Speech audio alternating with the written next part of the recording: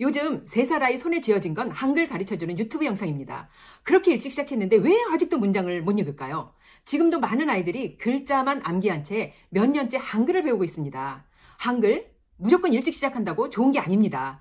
언제 시작하냐도 중요하고요. 어떻게 시작하느냐도 더 중요합니다. 지금 그 시기와 방법을 정확히 짚어봅시다. 안녕하세요. 문해력 아카이브의 김효숙입니다.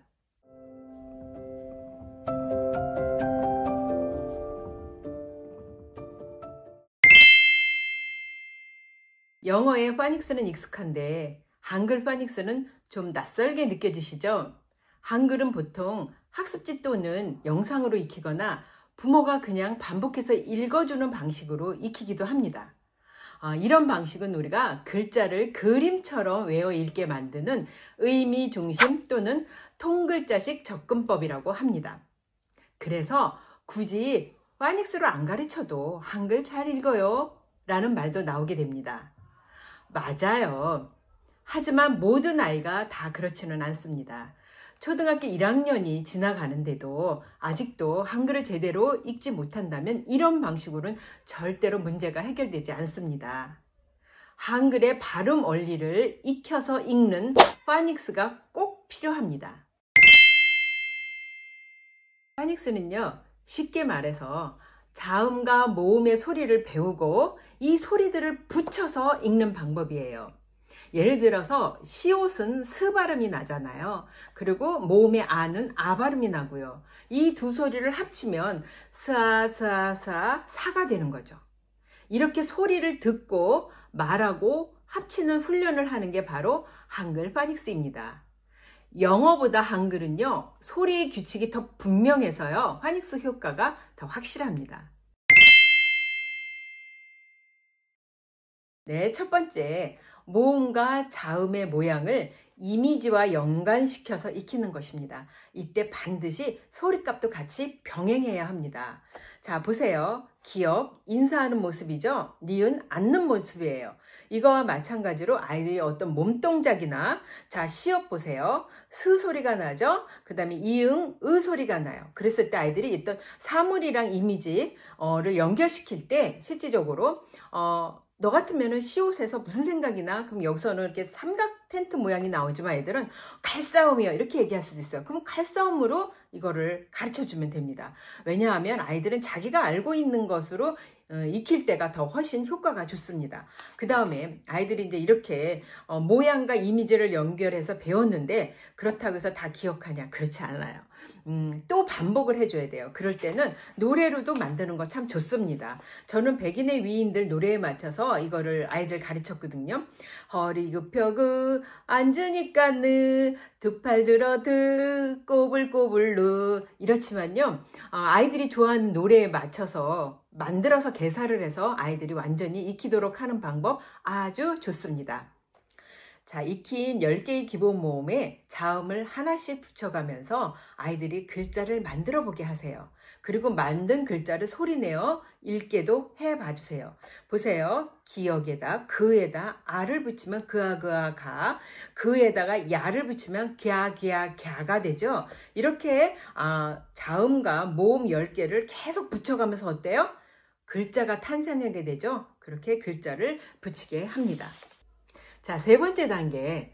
방금 어때요? 기본 모음과 자음을 막 붙이면서 글자를 만들었죠? 그 글자를 만든 것들을 이렇게 늘어놓고 단어를 만드는 거예요.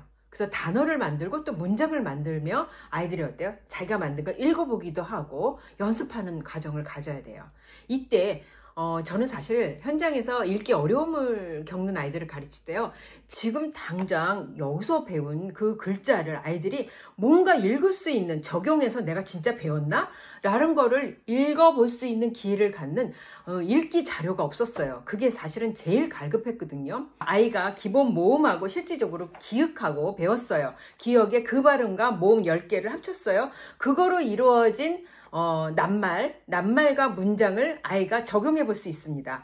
자, 그걸로 만든 낱말 보세요. 가구, 교가, 기구, 기야.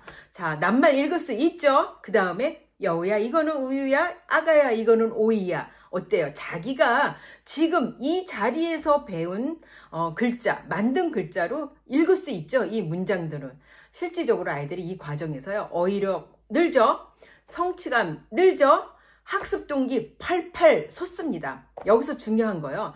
항상 읽기와 쓰기는 같이 가세요. 선생님들이 아이가 지금 읽기도 어려워하는데 쓰기까지 시키면 아유 싫어해요 라고 생각해서 피하시지 마시라는 거예요. 읽기와 쓰기는 같이 가야 되고요. 쓰기는 자기가 지금 기억에 관련된 글자를 배웠으면요, 소리를 듣고 그거를 쓸 수 있어야 돼요. 이 손, 이 촉각, 몸과 머리와 시각과 소리와 총동원해서 이거를 배울 수 있어야 합니다. 이거 아주 중요합니다. 특히 쓰기는요, 훈련입니다. 절대로 훈련 없이 운필력하고 필력이 생기지는 않습니다. 자, 그 다음 네 번째, 배운 내용을 누적 학습할 수 있는 기회를 주는 겁니다. 자, 새로운 글자를 배웠어요. 이전에는 기억하고 니은을 배우고 오늘은 만약에 디귿을 배울 거예요. 그런데 어때요? 기억하고 니은 애들이 또 지나면 잊어버리죠. 그러니까 디귿 새로운 글자를 배울 때 어때요? 앞에서 기억과 니은과 관련된 내용을 낱말이라든지 문장도 같이 섞여서 이거를 누적 복습할 수 있는 읽기 자료가 있어야 됩니다. 이게 계속 반복적으로 누적돼야 애들이 어때요? 잊어버리지 않고 장기 기억으로 들어갈 수 있습니다. 자, 마지막으로 다섯 번째 단계. 자, 이러한 한글을 배우는 학습 순서는요, 지금까지처럼 받침 없는 글을 배우다가요, 아이들이 어디서 막히냐면요, 복잡한 모음, 이중 모음에서 막혀요. 아이들한테는 그냥 복잡한 모음이라고 얘기를 하는데요, 쉽게 말하기 위해서요. 그런데 여기에서 애들이 와, 왜, 위, 워 아주 복잡해지죠. 그랬을 때 이거와 또 자음이랑 대비하면서 복잡한 모음을 배웁니다. 그러면 복잡한 모음, 기본 모음 해가지고 받침 없는 글자는 모두 다 읽을 수 있어요. 그 다음이 받침 있는 글로 들어가는 겁니다. 받침 있는 글에서는 니은이 가장 많이 쓰이는 받침이에요. 그래서 니은부터 시작을 해야, 그걸 많이 배워야 읽을 수 있는 글자들이 많이 늘어나겠죠. 자, 니은은 글자의 처음에 딱 올 때는 느느느 소리가 나. 하지만 얘가 받침어를 쓸 때는 은 소리가 나. 자, 지금까지 배우는 학습 단계에서 눈치채셨겠지만 어때요? 물 셀 틈 없고 빈틈 없는 명시적인 교육 방법입니다. 절대로 아이들이 한글 해독에 있어서 구멍이 생길 수 있는 체계가 아닙니다. 핀란드 같은 문해 강국도요, 만 7세부터 정식 읽기 교육을 시작합니다. 그전에는 뭘 하냐고요? 말놀이나 대화 중심의 언어 자극이 바로 핵심입니다. 말소리를 듣고 이해하고 생각하는 능력을 먼저 길러야 해요. 이것을 우리는 언어 기반 다지기라고 합니다. 먼저 첫 번째 예시를 들자면 듣고 말하는 능력을 키워주는 겁니다. 하루 5분이면 충분합니다. 그림책 한 권이 아니라 한 장만 읽고도 깊은 대화를 나눌 수 있습니다. 이게 무슨 뜻이야? 얘 아이는 왜 웃었을까? 땡땡이가 없었으면 어떻게 됐을까? 정답보다는 아이와 함께 상상하는 시간을 가지세요. 이런 시간을 통해서 아이들은 뭐예요? 이해력과 추론력이 자랍니다. 질문할 때는요, 답을 갖다 뭔가 요구하기 위한 그런 분위기와 표정을 짓지 말고요. 나도 그 내용이 되게 궁금해. 나도 뭔가 이게 정말 알고 싶어. 이러한 표정으로 아이와 대화를 나누다 보면요, 아이는 뭐냐면 내가 이 질문에 답을 맞춰야 돼, 이런 것이 아니라 내가 엄마와 아빠와의 이 대화의 주인공이구나 이러면서 상당히 즐겁고 활발한 모습을 보여줍니다. 다음은요, 말놀이, 말과 소리로 놀기입니다. 고양이를 거꾸로 이양고, 이런 말놀이를 왜 하냐면요, 아이들이 단어를 통으로 보지 않고 이렇게 쪼개서 볼 수 있는, 그리고 소리 단위로 나누는 그런 감각을 키워주기 위함입니다. 그리고 숫자로 시작하는 말에는 뭐가 있을까? 소리, 소나무, 새, 산, 이런 것들 떠올릴 수 있죠. 즉 말소리를 이렇게 쪼갰다 붙이는 힘, 음운인식이 자랍니다. 이 음운인식이 바탕이 돼야 아이들이 글자를 제대로 해독할 수도 있고 읽는 힘이 길러지는 겁니다. 마지막으로요, 대화로 일상 속 언어 자극을 늘려가는 겁니다. 아이에게 이렇게 물어보세요. 오늘 제일 재밌었던 일이 뭐야? 그게 왜 이렇게 재밌었어? 만약에 이런 것이 없었다라면 오늘 어땠을까? 이 세 가지 질문만으로도 어때요? 어휘력, 기억력, 추론력. 이 3종 세트를 한 번에 잡을 수 있는 겁니다. 매일 단 5분이면 충분합니다. 글자보다 먼저 말소리. 그게 바로 읽기의 기초 체력입니다. 그래서 글자를 늦게 배워도 더 빠르게 따라잡을 수 있습니다. 읽기는요, 저절로 익혀지는 그런 능력이 아닙니다. 가르쳐야만 배울 수 있는 복잡한 아주 인지활동입니다. 이 읽기를 담당하는 뇌는요, 이 뇌의 회로는 평균적으로 만 6세에서 7세에 작동하기 시작합니다. 예를 들어서 그냥 한쪽 부분이 아니라 뭐 좌측 측두엽, 브로카 영역, 베로니카 영역 이러한 막 영역들이 같이 작동을 해야 합니다.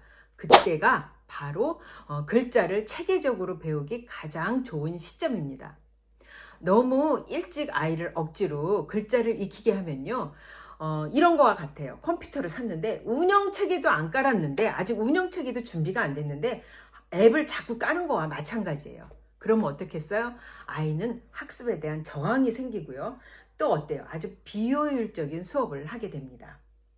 5세부터요, 한글을 배운 아이가 7세부터 한글을 배운 아이보다 문장 이해력이 뒤떨어진다라는 우리나라, 영국, 미국, 핀란드에서 연구 논문이 반복적으로 발표되고 있습니다.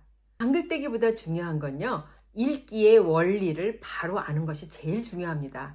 파닉스를 건너뛰면요, 읽기 속에 계속 구멍이 숭숭숭 생길 수밖에 없습니다. 기초부터 천천히 가는 것이 바로 가장 빠른 길이라는 거. 그 출발점은 바로 한글의 발음 원리부터 차근차근 가르쳐 주는 것입니다.